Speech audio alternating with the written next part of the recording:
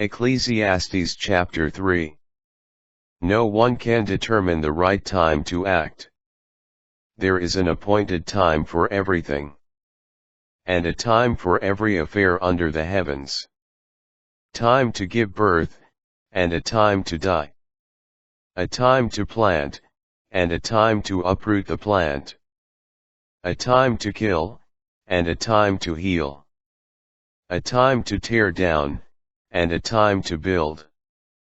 A time to weep, and a time to laugh. A time to mourn, and a time to dance.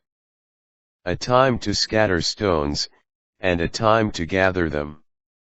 A time to embrace, and a time to be far from embraces. A time to seek, and a time to lose. A time to keep, and a time to cast away. A time to rend, and a time to sow. A time to be silent, and a time to speak. A time to love, and a time to hate. A time of war, and a time of peace. What profit have workers from their toil? I have seen the business that God has given to mortals to be busied about. God has made everything appropriate to its time, but has put the timeless into their hearts so they cannot find out, from beginning to end, the work which God has done. I recognized that there is nothing better than to rejoice and to do well during life. Moreover, that all can eat and drink, and enjoy the good of all their toil. This is a gift of God. I recognized that whatever God does will endure forever. There is no adding to it, or taking from it. Thus has God done that he may be revered. What now is has already been, what is to be, already is. God retrieves what has gone by. The problem of retribution. And still under the sun in the judgment place I saw wickedness.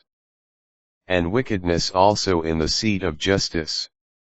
I said in my heart, both the just and the wicked God will judge.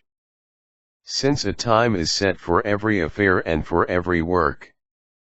I said in my heart, as for human beings, it is God's way of testing them and of showing that they are in themselves like beasts. For the lot of mortals and the lot of beasts is the same lot. The one dies as well as the other. Both have the same life breath.